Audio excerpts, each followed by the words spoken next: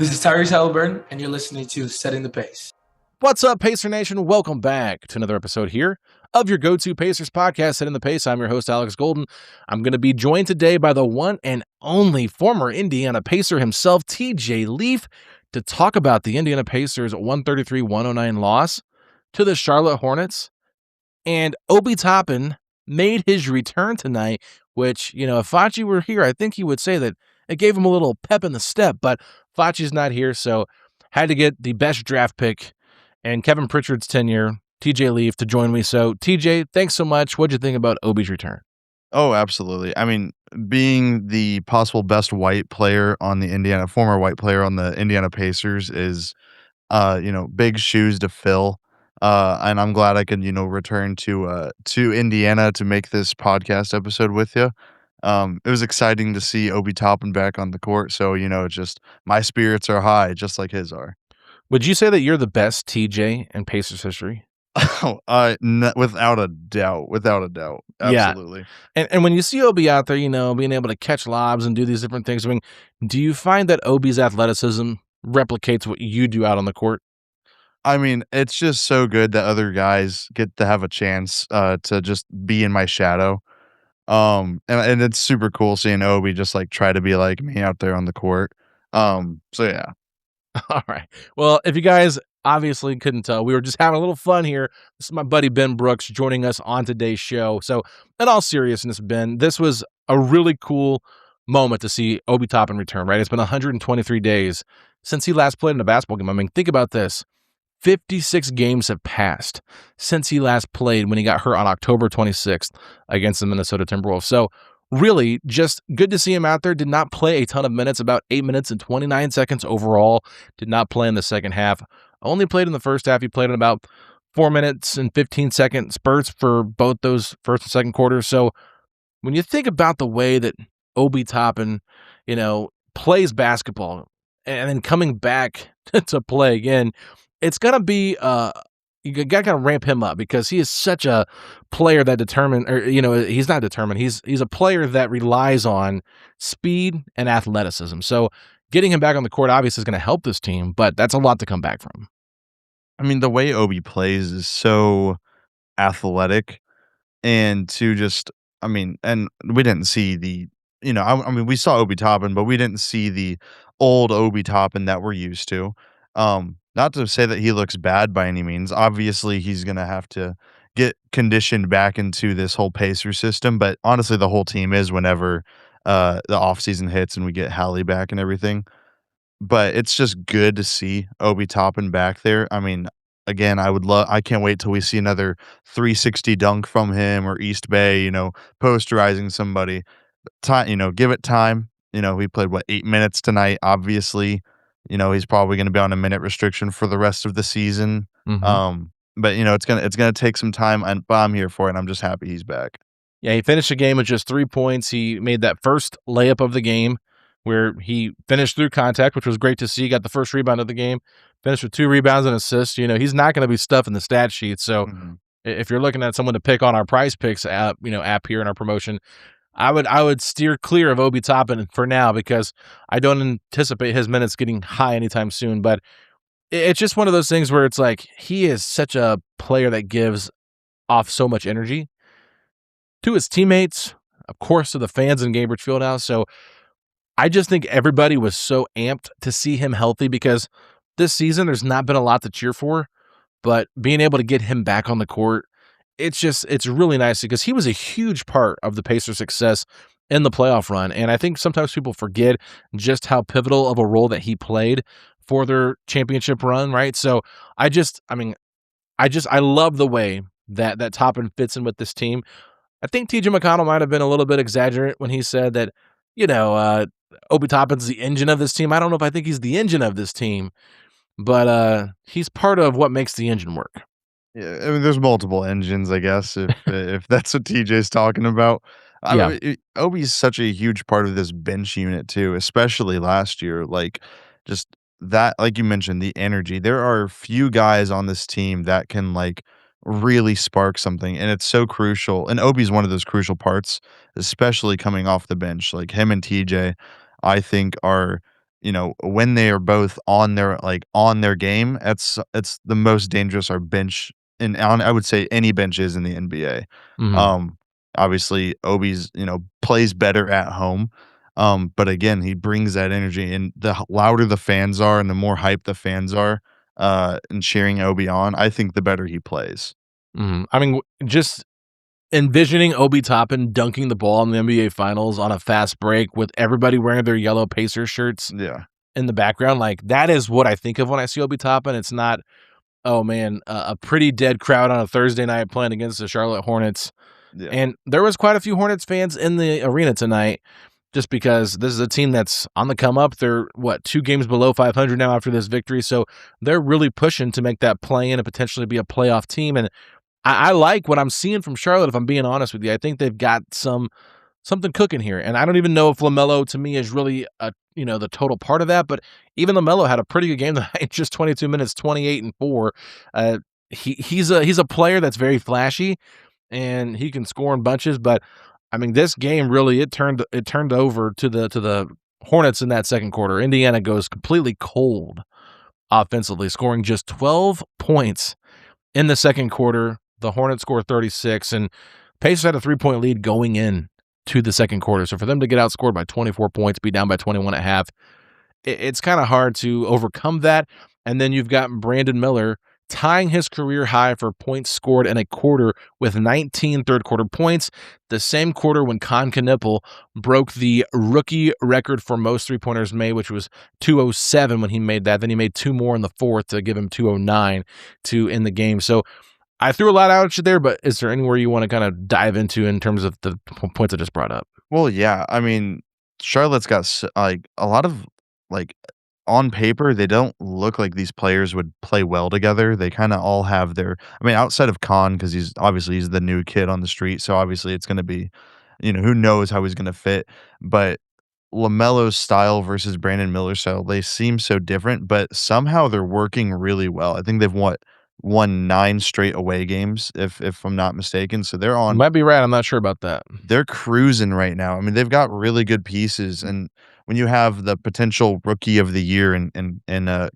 Knipple, he's lighting it up, and obviously we saw that he broke the rookie 3-point record, which is super cool to see. Obviously, going against your team, that's not necessarily what you want to see, I guess, unless you're tanking like we are. But just what they're doing in Charlotte is impressive because I think for the last several seasons they've just been kind of counted out. So it's honestly kind of refreshing seeing a bad team start getting good. Yeah, I believe it's 8 games they've won in a row on the road now, not 9. The last one the ninth one was the Cavaliers. I think the Cavs beat them on the road. So I might be wrong. Maybe it's 9. I was trying to go through it as you were talking because it was so fascinating. But they are a good team, and like you said, they are just kind of like a bunch of guys that are kind of fitting together, and they just have a lot of talent. And I think Knipple kind of is the glue that ties them all together because his off-ball movement, his passing, his three-point shooting, like just such a fundamentally sound player. When you've got so much flash from LaMelo Ball, you kind of need somebody that's as boring, I guess you could say, as a player. But like Kam Jones to me is a lot of people have compared him to like a Chris Mullin type player from back in the day.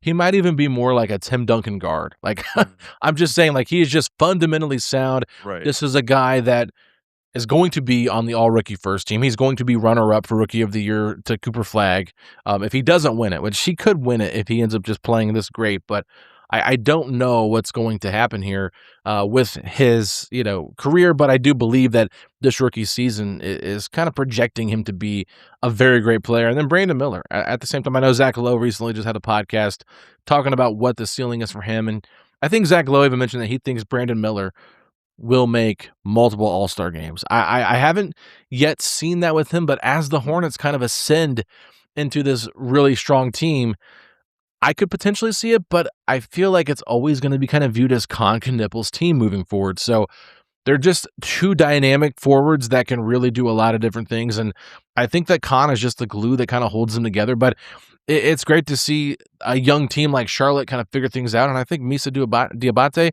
who was with Ivica Zubac in the Clippers organization for a short amount of time, him now becoming the starting center and kind of breaking out for the Clippers. It's a really fun team to see and a fun story to watch. So I don't think that they're going to be championship level contenders in the next year or so, but give them some time. I mean, this kind of feels like when the Pacers were slowly ascending onto the scene.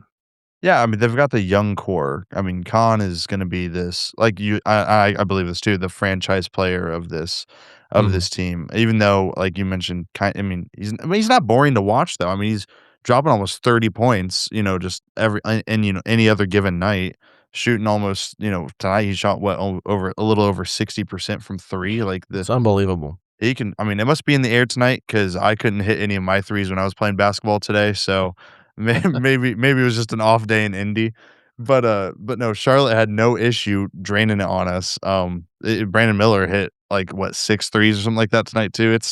They're Mhm. insane right now. Yeah, I would say your game kind of replicates one of Jay Huff, right? When you're on, but when you're not. And so like that's how you are as a 3-point shooter. You're kind of streaky like a Jay Huff. But no, I mean, in all seriousness, like say what you want about LaMelo Ball. Like I'm not the biggest fan of him at all. Mhm. But I think for him, like if he can go out there and do his thing, but also just accept that there's other guys that are pretty good around him, then that's going to be the best thing for him.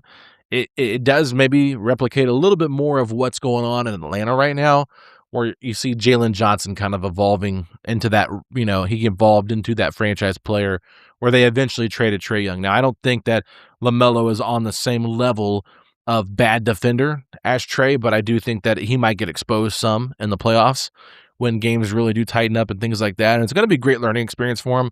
Miles Bridges is very up and down too, and Moussa Diabate and Ryan Kolkbrenner at the center rotation. Like, okay, like it's okay. It's not. Yeah, this is a great group, but I think they're just solid, and they've got a great coach in Charles Lee. So that's enough flowers for the Charlotte Hornets in this game. I just had some career moments, so I thought it was worth talking about. But going back to the Pacers now, obviously we see Obi Toppin play in this game and do what he did. But aside from that, I mean, Micah Potter continues to put strong performances together. 19 points once again, but I'm not going to lie to you. I really can't wait for Zubats to make his debut and to see somebody besides a forward or a guard lead this team in rebounding. It's gonna be I'm so excited. I'm excited to see the Instagram posts that the Pacers put on their story of the starting lineup and to see Zubats there as the starting center. When that will be, I have no idea. My family is super excited about it though.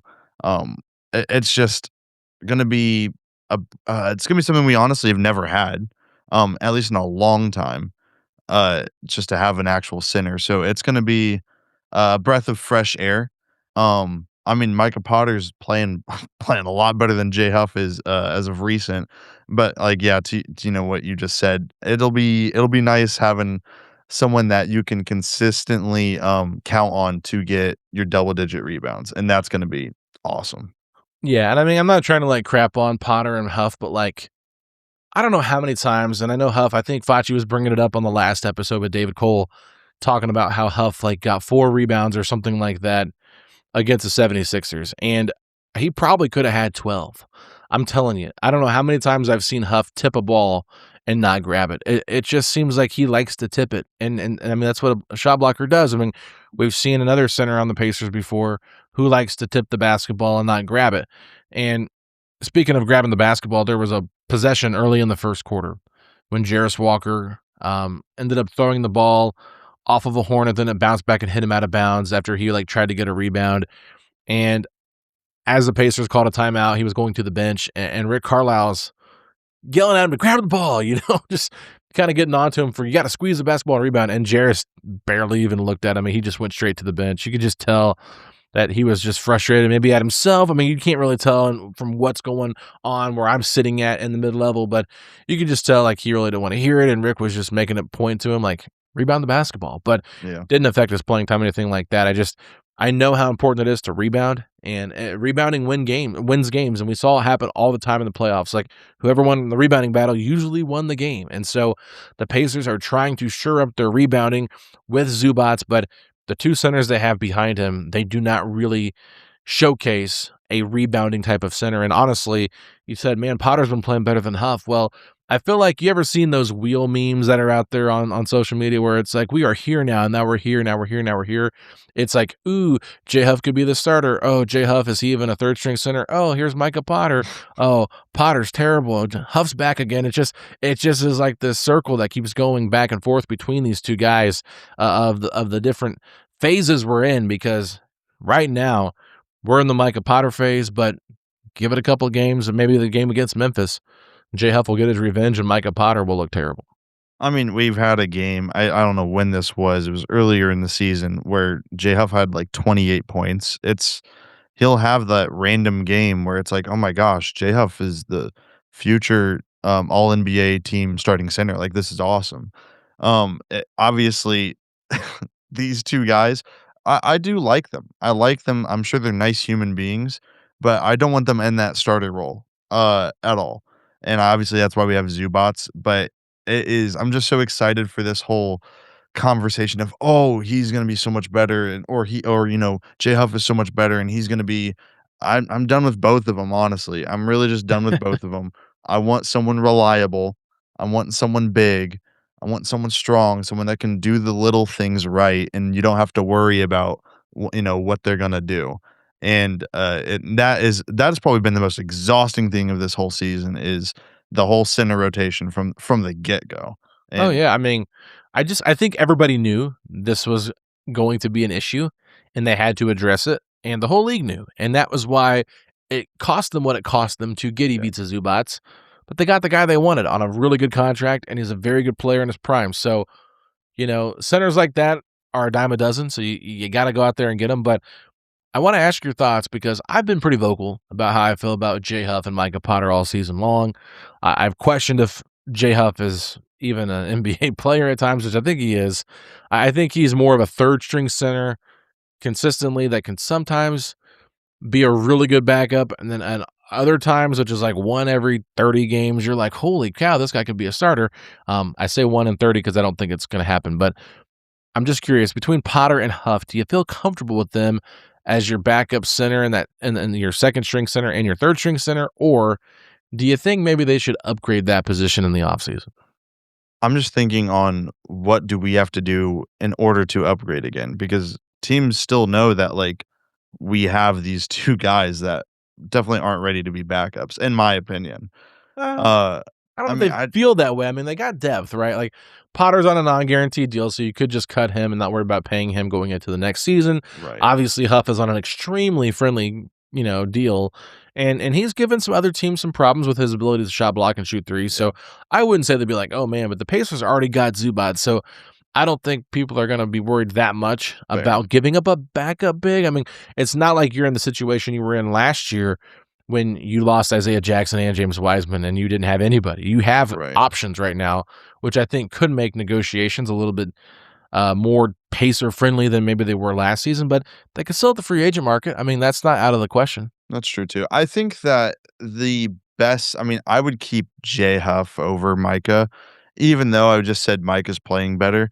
I think J Huff is going to be more appealing to other teams. I mean, he's still like in the top 5 for most block shots in the league. Like, that's Mhm. some team is going to like that. I mean, now that again, that maybe they'll get fooled like the Pacers did, and how all of Pacer Nation did when they saw the J Huff highlight montage of him doing the reverse dunks, and think that he's going to be the next Miles Turner. That's beside the point. But I mean, I would keep J Huff and possibly, I mean, see how he does as a backup. Maybe Hallie really unlocks a part of his game that we haven't seen. And then, I mean, say trade deadline comes and Huff's really not doing too much outside of blocking shots, maybe try to make a move and get somebody a bit more reliable.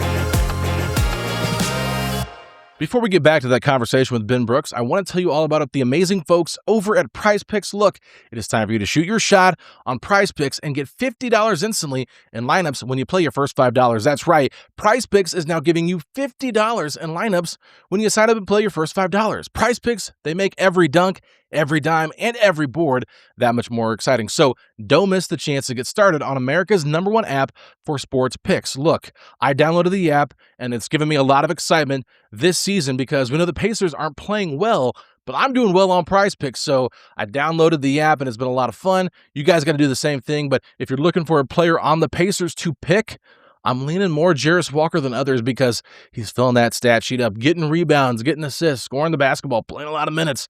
Somebody to consider when you're thinking about picking a Pacer for Prize Picks. Now, look, if you don't live in Indiana, have no fear. I have good news for you. Prize Picks is now available in all 50 states. So, look, it's simple to play. All you got to do is just pick more or less on 2 to 6 player stat projections. If you get your picks right, you can cash in. Pick from all your favorite sports, basketball, baseball, hockey, etc. It's that easy. So, Prize Picks now has early payouts. Look, if your player gets off to a hot start, you now have the option to cash out these winnings before the game even finishes. So with the new social feeds feature, you can share Prize Picks with your friends and copy lineups from winners with a single click. Copy lineups you like or use them as inspiration for your own picks. You can even follow the Prize Picks partners like us and tailor fade our picks with just one click. So download the Prize Picks app today and use code PACE to get $50 in lineups after you play your first $5 lineup. That's code PACE to get $50 in lineups after you play your first $5 lineup. Prize Picks, it's good to be right.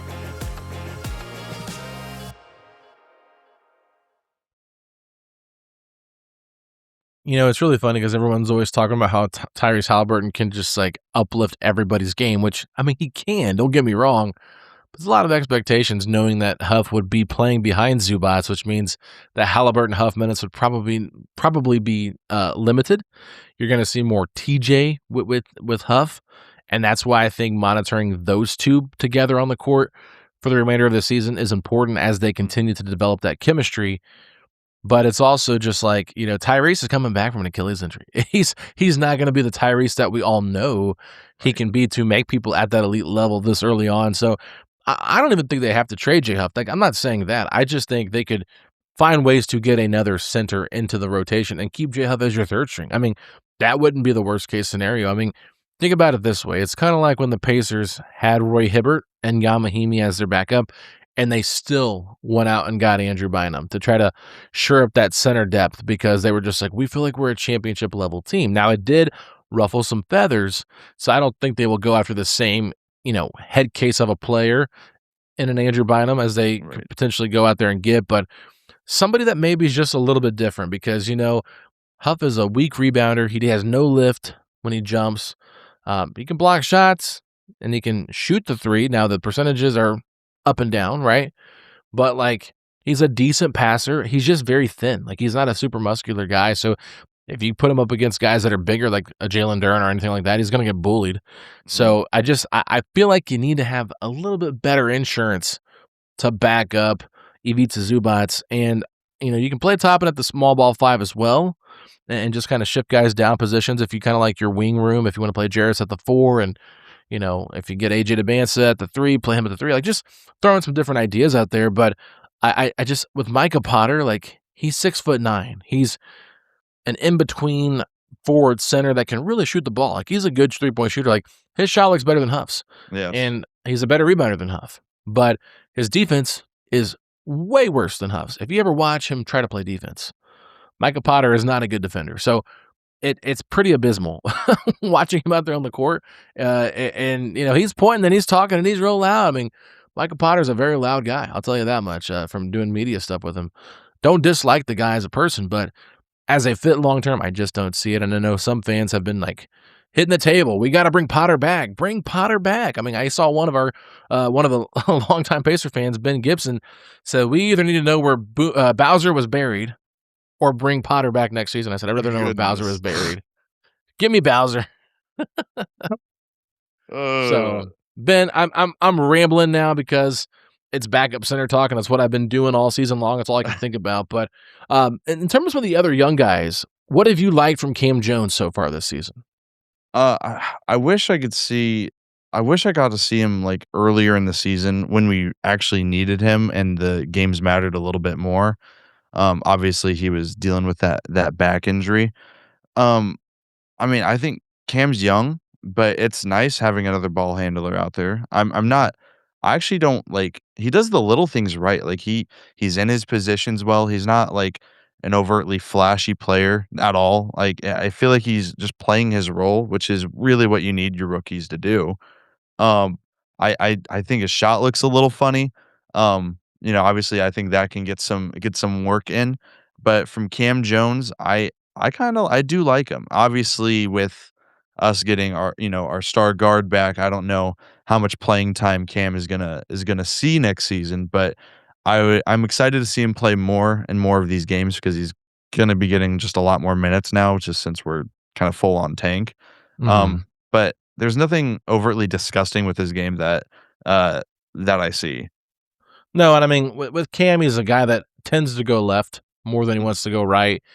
He was an offensive engine for Marquette, and a couple of years ago, he kind of played off ball. Tyler Kolek was more of the point guard. Well, then Kolek gets drafted by the Knicks, and Cam Jones has one more year at Marquette, and he becomes the point guard. So then all of a sudden, his role changes a little bit from kind of being the number one scorer to being a scorer and facilitator. So he's been utilized in two different roles for the Pacers. We've seen him when Nimhard's not play as the starting point guard, but we've also seen him play next to Nimhard. And tonight, we even saw some really small lineups with Cam Jones, TJ McConnell, and Quentin Jackson on the court together. So, Rick talked about just trying to play guys that are available because they have to really monitor how many games their two-way players can play just because they are kind of up against it and they still have 20-some games left to play this season. So have to monitor that because they want to make sure that they have enough eligibility for Ethan Thompson and Talon Peter to be able to suit up and play in these games for developmental reasons. But I want to just debunk something you said there, Ben, because you said the Pacers are tanking. So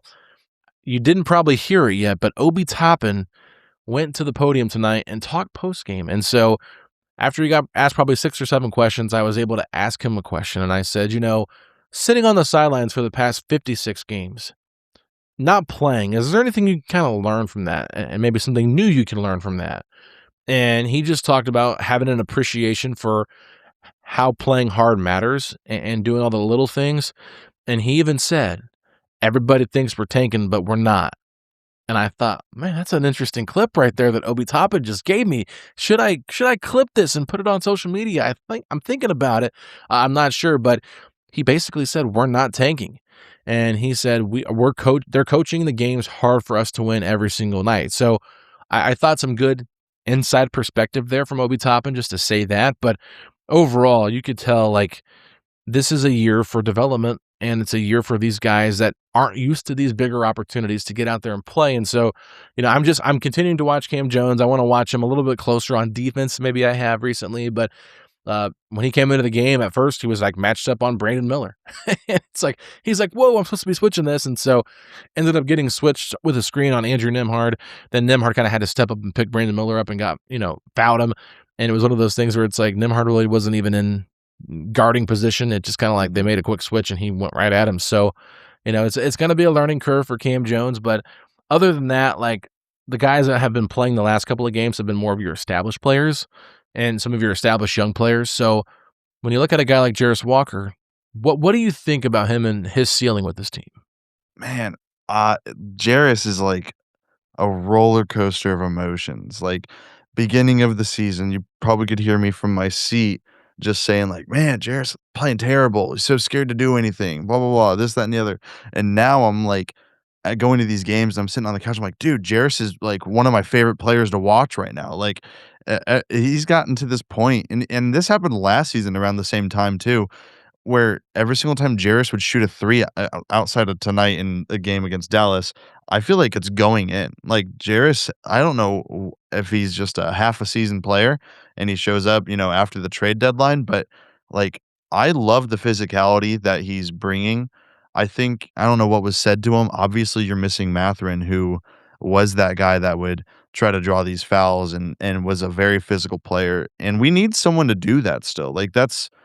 Those minutes are up, and I think Jarris is, uh, really one of the few players I'm seeing right now try to seize the moment that he has, because all eyes are on him right now, on what he can do. Because I would love to see him step into that role and, be the guy that we need coming off the bench and, be that physical presence that we need.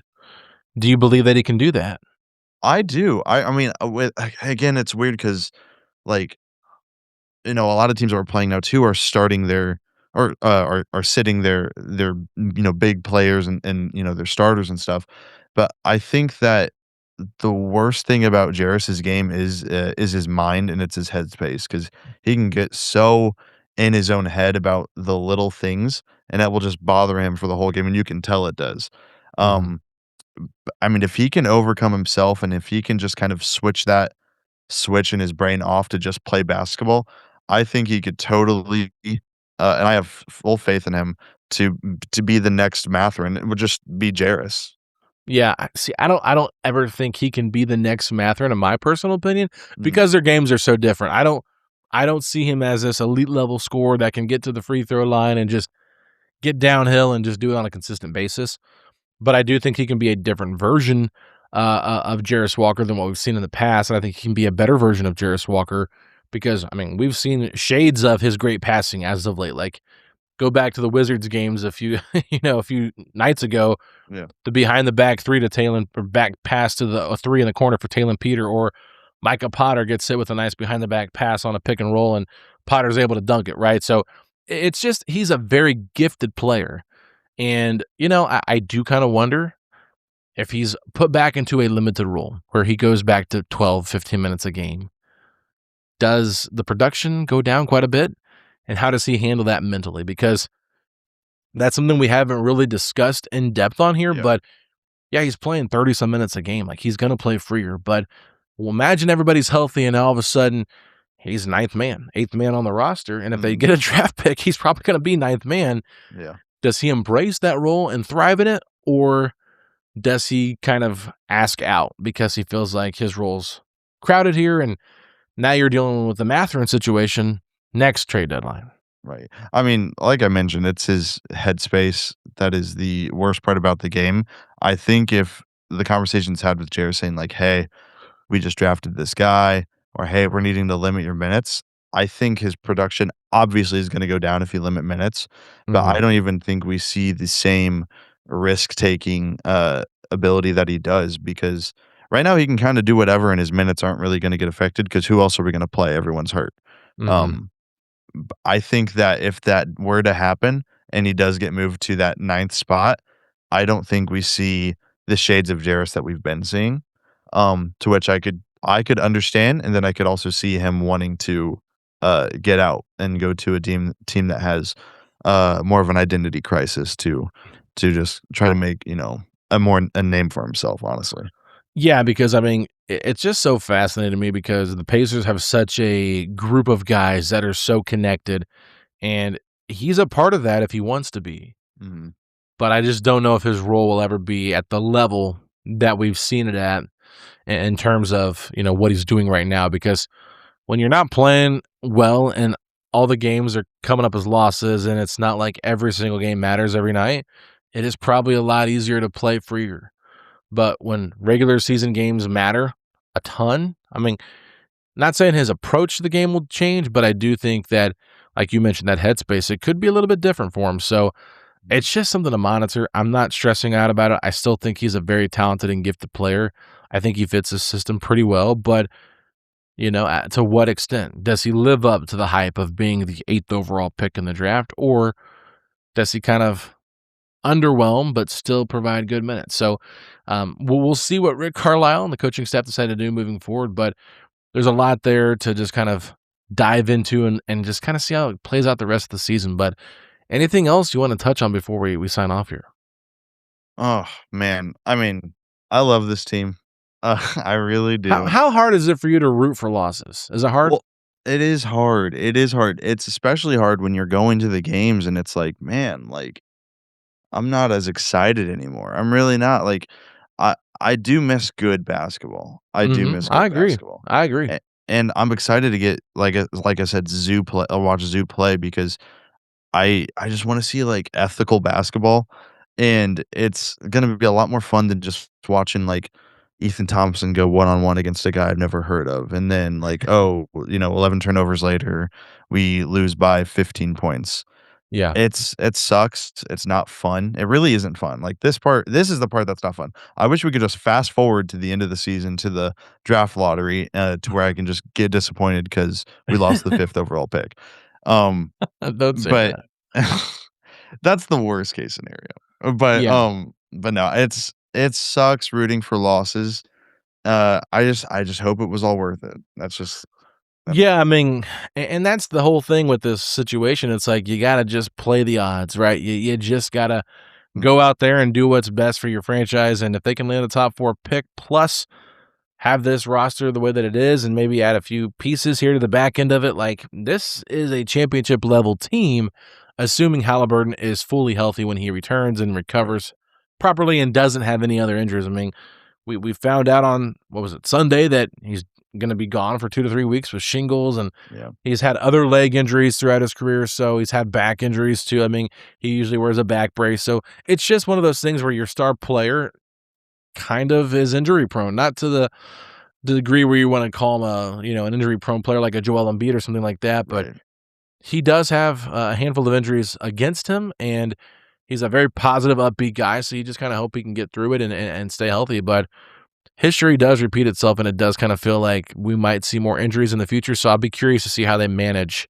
his minutes and things like that moving forward. But I'm excited to get back to winning because I don't like rooting for losses. I don't even find myself invested in watching half these games, and I feel like that's such a disservice to a lot of the young guys that are trying to develop, because if any of them pop off and start hitting like 7 of 8 from 3, I'm not going to be happy if it costs us a loss. You know what I mean? So, or another loss in the column is what I'm trying to say. So it's just, you have to play the odds and be smart about it. But speaking of playing the odds, we're supposed to be doing a Tankathon spin after every game.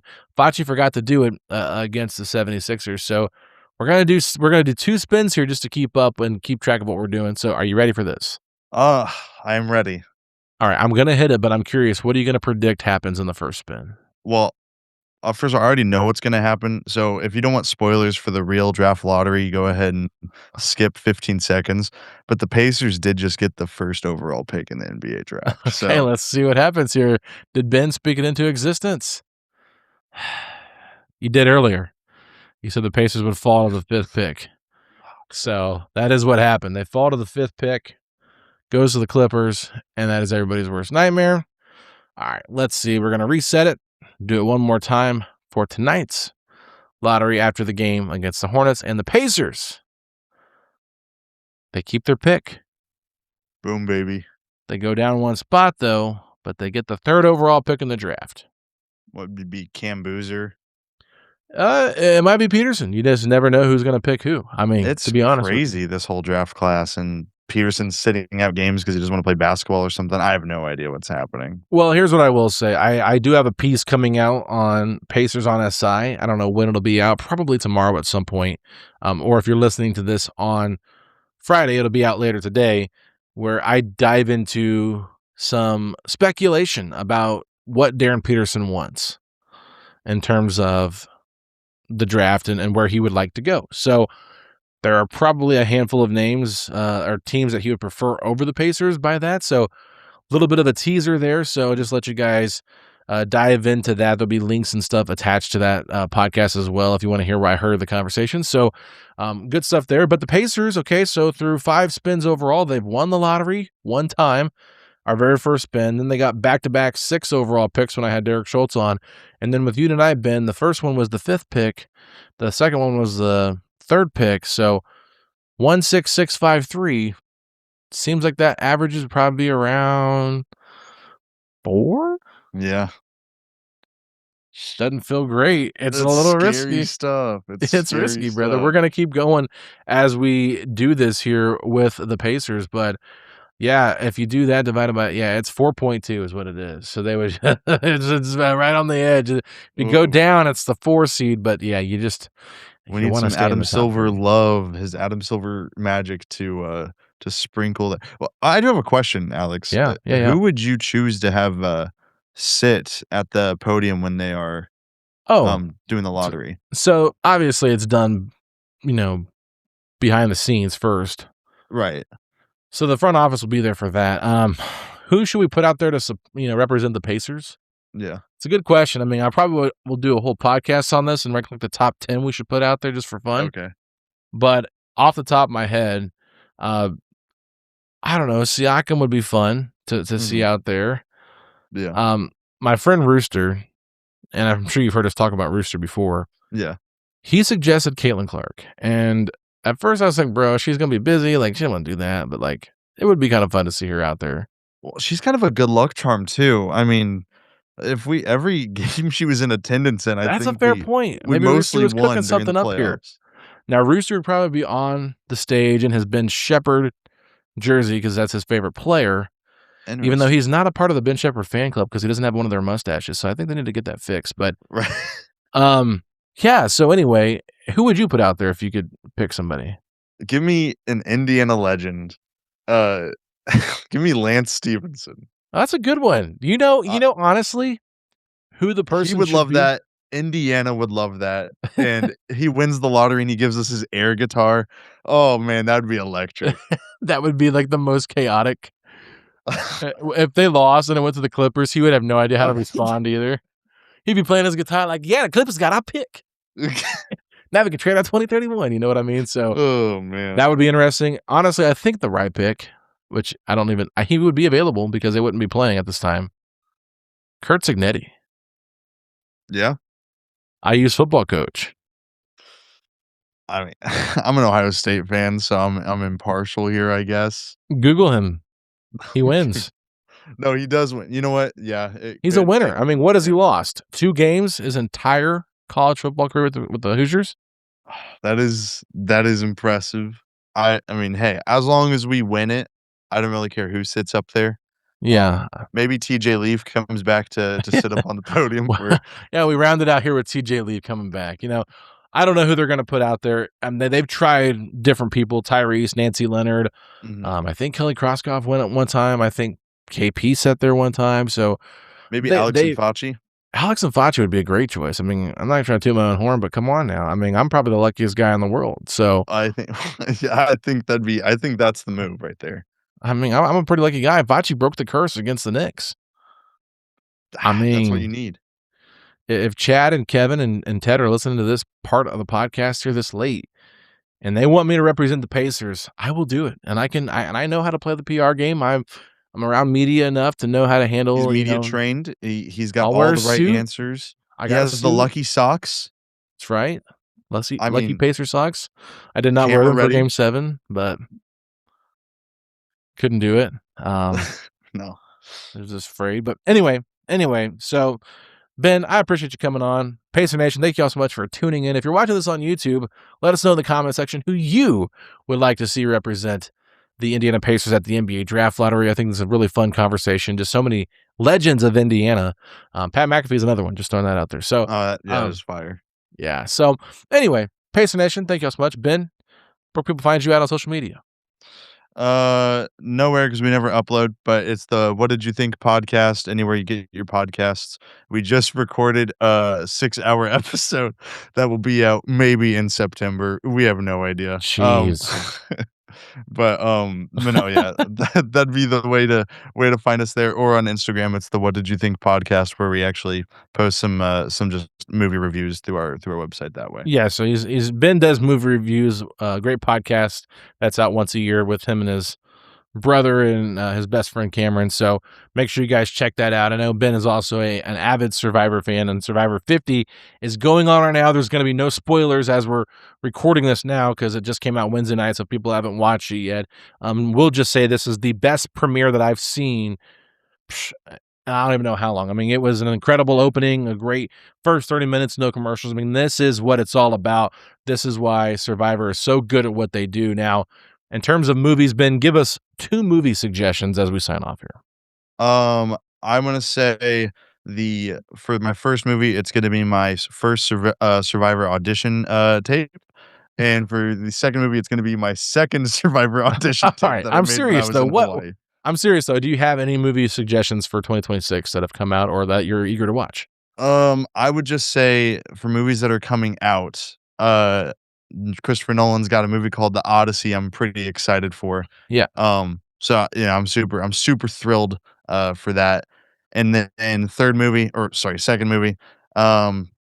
Give me I think we're supposed to get an Avengers movie this year. That sounds crazy. I stopped watching them, but I guess I'm excited to watch it again. They'll take my money. All right, so there could be a new Avengers coming out. I mean, I'm not a movie guy, so I'm relying on you. I'm trusting you to give me good information. But if you're giving me bad information, Pacer Nation, blame Ben, not me. So Yeah, you can do that. with that being said, Pacer Nation, we appreciate you all so much for tuning into this episode. We'll be back on Sunday night to recap the Pacers versus the Grizzlies and Star Wars night. So Jedi Master Huff will be there. Obi-Wan will also be there. So we've got ourselves some fun stuff to talk about. And the Memphis Grizzlies are a very bad basketball team, but they just beat the Utah Jazz recently. So you never know. So Pacer Nation, thank you all so much for tuning in. We will talk to y'all later. Peace out.